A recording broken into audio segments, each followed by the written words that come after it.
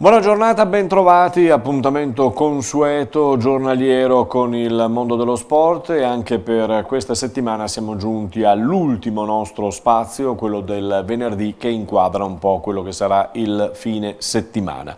Sempre e naturalmente sulla vostra e nostra web tv www.venetoglobe.com, i canali YouTube e Facebook, scusatemi, dove potete naturalmente vederci, scoprirci e scaricare i vostri servizi preferiti in modalità on demand. Per chi invece ci continua a guardare, e sono tanti, sul canale 95 di Caffè TV 24, canale 95 per Veneto e Friuli Venezia Giulia, ci potete incontrare ogni sera 19:40, 19:45 circa, nella seconda parte della serata e poi nella primissima parte della mattinata, nella giornata dopo, alla messa in onda delle 19:40. Andiamo a vedere quali sono le principali notizie per oggi per inquadrare questo prossimo weekend. Domenica a Valencia, ultimo Gran Premio del 2019. La MotoGP partirà alle ore 14 con Valentino Rossi che cercherà di salire sul podio, però vedete che durante le prove c'è stata una caduta dello stesso Valentino Rossi. Intanto Lorenzo, come saprete, ha deciso di chiudere la sua bellissima carriera costellata di ben 5 campionati del mondo, un grande campione. Nel fine settimana si parlerà anche di Formula 1 e di automobilismo, quindi ad Interlagos in Brasile, penultima gara della stagione con Lewis Hamilton e la Mercedes che sono già irridati. Nel tennis parliamo di ATP Finals con il ritorno in campo ieri di Berrettini, l'italiano, che ha veramente giocato alla grande contro l'austriaco Thiem, andando a batterlo e togliendosi grandi soddisfazioni per quanto riguarda la sua prestazione e il suo cammino appunto nel massima serie. Complimenti a Berrettini. I Leoni per quanto riguarda la formazione del rugby, del Benetton, qui vedete intanto la formazione che sarà schierata domani contro il Leinster in Irlanda. È una formazione che cambia, però cambia un pochino meno rispetto agli altri 15 che durante le settimane scorse sono andati in campo. Cambia nel tentativo soltanto di sostituire coloro che sono rimasti infortunati durante la gara di domenica scorsa, di sabato scorso e durante la settimana. Viene riconfermato, avete visto, Nasi Manu, che ha fatto una buona prestazione e quindi viene richiamato in campo. Richiamato in campo anche il capitano Sgarbi. Conferme per Brex che vediamo e per Esposito con il numero 14, mentre il numero 15 è Hayward. Come avrete potuto vedere, manca Lazzaroni e manca anche Monti Ioane tra il 15 che andrà in campo. Sentiamo Nicola Quaglio che cosa ci racconta di questa gara, di questa partita. Abbiamo appena fatto un allenamento molto vecchia scuola, rotolarci nel fango, roba, però dobbiamo un po' acclimatarci a quello che ci aspetterà a Dublino, perché ci hanno detto che sarà prevista neve addirittura, perciò abbiamo fatto un allenamento in preparazione di questo. Un allenamento che vi porta a lasciare per un momento la Pro 14 e pensare alla Champions. Rimane ancora l'amarezza dello scorso anno, no? L'amarezza dello scorso anno per il pareggio lasciato a Leinster, non più di tanto, perché comunque sappiamo tutti che vincere o pareggiare a Leinster è una cosa un po' impossibile e improbabile, però veniamo da 2 risultati utili consecutivi, la Leinster diciamo, adesso andiamo a affrontare questa sfida in Champions Cup che è una sfida veramente molto dura, perché le squadre, anche se siamo già abituati a giocarci contro un po' il 14, in questa sfida si trasformano esprimendo ancora di più il loro rugby. Anche Benetton è costretta a trasformarsi, insomma, perché il 15 sta cambiando, siete rientrati gli azzurri piano piano, la sistemazione adesso potrebbe essere definitiva. No, penso che la maglia ovviamente è in prestito e quando ce l'hai devi riuscire a ritagliarti un posto giocando meglio che puoi. Dopo le prime scelte sono uguali alle seconde scelte, diciamo, abbiamo un roster molto profondo e soprattutto abbiamo giocatori molto bravi ovunque, se manca uno assolutamente non lo si fa rimpiangere. A Leinster sarà una partita molto dura perché hanno un rugby molto offensivo, molto diretto, è una squadra molto fisica, basti vedere che hanno archiviato la partita contro Connacht nel primo tempo dandogli subito 40 punti. Se ti domandassero Pro 14 o Champions, dove vorresti salire di più? Io preferirei fare bene in tutte e due le strade. Ovviamente la Champions Cup è molto dura perché ci sono le migliori squadre della Pro 14, della Premiership e del campionato francese, e per noi deve essere una sfida e una grande ambizione poterci confrontare con questa gente qua. Fisicamente vedremo il miglior quaglio, insomma, dopo il mondiale. Ma spero di sì, devo un po' ritornare in condizione, adesso è 5 settimane che non giocavo un po' a causa squalifica, però mi sono mantenuto in forma, ho fatto i primi 60 minuti sabato, devo dire che sto meglio, sto riprendendo confidenza e spero di ritornare al 100% il prima possibile. Questo Nicola Quaglio, partiti quelli della Benetton intorno alle 14 oggi pomeriggio e giocheranno domani alle 16:15 contro Leinster. Parliamo di basket, l'Eurolega Milano a Mosca contro il Khimki ha perso per 87-79. Adesso il prossimo incontro sarà martedì contro un altro cliente piuttosto difficile, il Maccabi di Tel Aviv, e giovedì l'Efes Pilsen. 8 giorni insomma per confermare o meno una scalata europea. La corsa della nazionale di basket femminile all'Europeo 2021 in Francia e Spagna si è aperta ieri sera al Palapirastu di Cagliari alle ore 20:30. Le azzurre hanno sfidato la Repubblica Ceca perdendo purtroppo 62-52, 10 punti fatali. Domenica azzurre in campo nuovamente contro la Danimarca. Rimaniamo sempre nel basket, eccolo qui l'invito ad andare alla Pala Verde alle 17:30 nella giornata del 17 novembre, domenica vi dicevo, contro Brescia, è una partita importante per la formazione di Max Menetti. Dal basket alla pallavolo maschile, in Superlega maschile Civitanova sempre al comando con 18 punti dopo aver battuto Verona per 3-0, mentre Padova ieri sera ha perso in casa per 3-1 contro un'altra delle favorite del campionato, ovvero Perugia.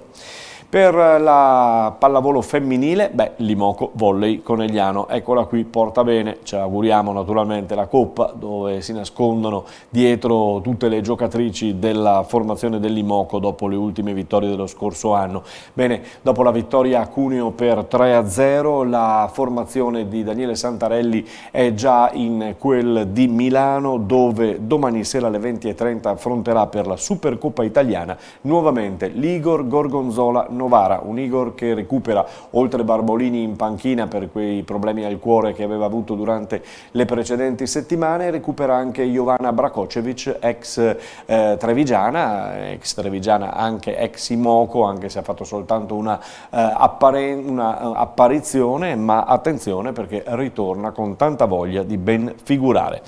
Nella A3 di pallavolo maschile per Motta di Livenza, dopo la prima sconfitta, dopo ben 23 risultati positivi, si tratta di ricominciare a vincere, di ricominciare a farlo in casa.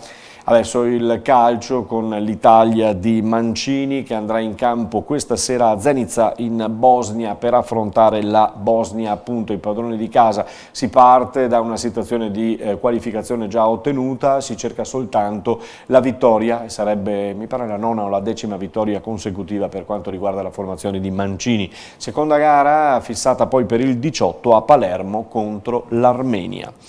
Juve al comando per la massima serie con 12 punti nel campionato, si tornerà in campo il 23 prossimo, intanto ieri sera c'è stata anche la risposta, se vogliamo, al cambio di Sarri che ha tirato fuori dal campo Ronaldo e inserito Dybala, poi premiato dal gol di Dybala. Ieri sera Portogallo-Lituania finita 6-0 con 3 gol dello stesso Cristiano Ronaldo, CR7, che ai giornalisti del proprio paese Paese ha detto no, guardate che io sto molto bene.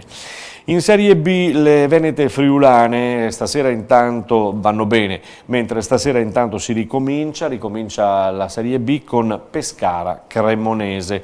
Anche la Serie C Girone B vede le nostre Venete bene, con un ricominciare a giocare domani con Feralpi Salò Padova, partita notturna alle 20:45, mentre la Coppa Italia di Serie C ha visto Triestina Verona la vittoria del Triestina per 1-0 e il prossimo incontro quindi sarà ancora fratricida, diciamo così, tra Triestina e Lanerossi Vicenza.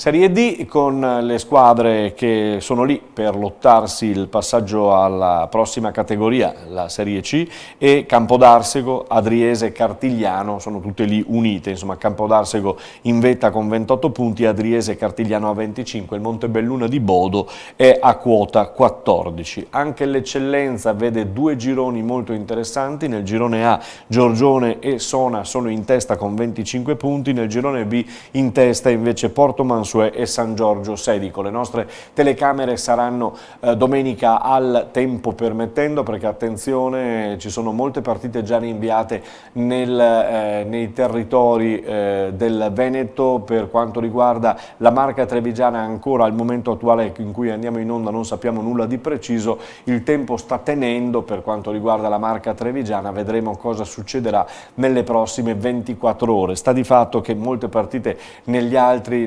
gironi e nelle altre province del Veneto sono stati rinviati, vedremo, vi dicevo, cosa succederà nelle prossime 24-48 ore. C'è in testa il Porto Mansueto con il San Giorgio Sedico nell'Eccellenza e noi con le telecamere di venetoglobe.com saremo in quella del D'Agostin di Pieve di Soligo per seguire Eclisse Careni Pievigina contro Porto Guluaro, partita importante per entrambe le squadre.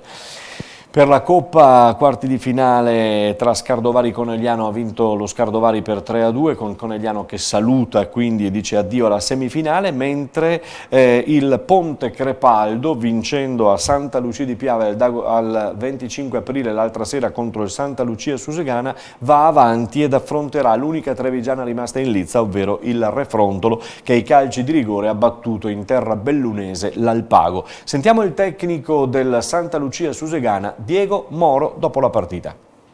Non è stata il solito Santa Lucia oggi, un pochino opaco in certe cose. Ma diciamo che questo gol preso dopo 20 secondi ci ha un po' condizionato, anche se i ragazzi sono stati comunque sono stati in partita, hanno subito questo contraccolpo per 20 minuti, abbiamo un po' sofferto, poi abbiamo comunque ripreso in mano le redini del gioco. Devo dire che per come è andato dopo il secondo tempo, la superiorità numerica, obiettivamente ci si aspettava di fare il gol. Poi siamo arrivati probabilmente in questi calci di rigori un po' scarichi e i calci di rigori loro li hanno calciati meglio e hanno vinto. Questo è un po' tanto rammarico, perché questi ragazzi sono quelle cose che ti fanno un po' sognare, no? E quindi danno energia, però quando esci a testa alta che hai dato tutto, questa è la cosa più importante. Però dicevo, pensavo mentre scrivevamo e vedevamo la partita che forse è difficile poi per una squadra come la vostra, che si trova in prima posizione in classifica in campionato, giocare infrasettimanalmente così, tenere anche la concentrazione e pensare di giocare bene come in campionato è un pochino difficile, no? Allora diciamo che sì, fare le due competizioni può creare qualche disagio, ma secondo me ai ragazzi piace più giocare che allenarsi. E la rosa, anche come ha detto Mister Corò, ma anche la nostra, comunque ha un numero sufficiente per reggere aveva il numero per reggere tutte e due le competizioni. È anche vero che poi arrivi in partite come queste che hai qualche acciacco in più, stesso ne a caso che per noi è una delle frecce più veloci, chiamiamole così, ha dovuto toglierlo perché ha avuto un problema fisico e magari era il momento cruciale della partita, però senza togliere niente che è andato dentro, che ha fatto comunque la sua parte. Ci concentriamo sul campionato? Sì, ci concentriamo sul campionato, comunque è un campionato molto equilibrato dove ci sono 2 o 3 sorprese, tra cui anche noi magari, però ci sono delle, chiamiamole corazzate, che sono un po' in ritardo, ma sicuramente verranno sotto per giocarci qualcosa di importante. Grazie anche a voi. Santa Lucia Susegana quindi che si concentrerà sul campionato. Chi si concentrerà sul campionato di A2 basket femminile sarà anche il Ponzano, che ritorna in casa al Palacicogna domani sera contro il Sarcedo. Qui c'è una bella iniziativa, l'incasso sarà devoluto alla città di Venezia. Complimenti. In Serie B maschile la Ruker Sanve continua a vincere, c'è l'8ª vittoria su 8 e allora si cerca la 9ª vittoria a Bernareggio. Vedremo quello che succederà con la Ruker Sanve. Non vi garantiamo, però insomma rimanete sul nostro canale www.venetoglobe.com, chissà che una diretta streaming naturalmente da Bernareggio in questo caso possa esserci, e quindi seguiremo in diretta con voi Bernareggio contro Ruker Sanve. In bocca al lupo, buona domenica, buon weekend, ci risentiamo lunedì.